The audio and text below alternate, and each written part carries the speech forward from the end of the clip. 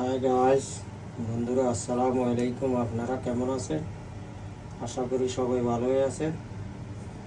আজকে আমাদের সব পাকিস্তানি মুরগি আছে না, এই পাকিস্তানি মুরগির মতন লাল বড়গুলা তাজা এক মুরগি জবাই করছি। প্রায় 3 কিলো হইব, আরও ওজন হইতো। ডিম কিছু পাড়ে নেই, অন্তত ডিম পাড়া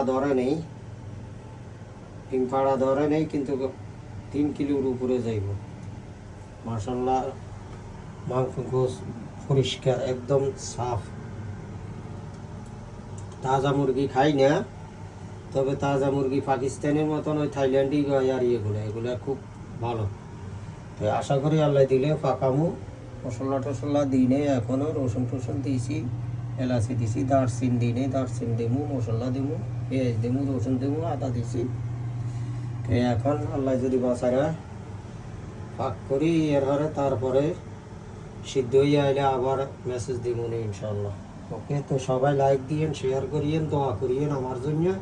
অনেকদিন থেকে কাজে কামে একটু ভিডিও ছাড়তে পারি না। ওকে, আচ্ছা, ওকে, আল্লাহ হাফেজ, আসসালামু আলাইকুম।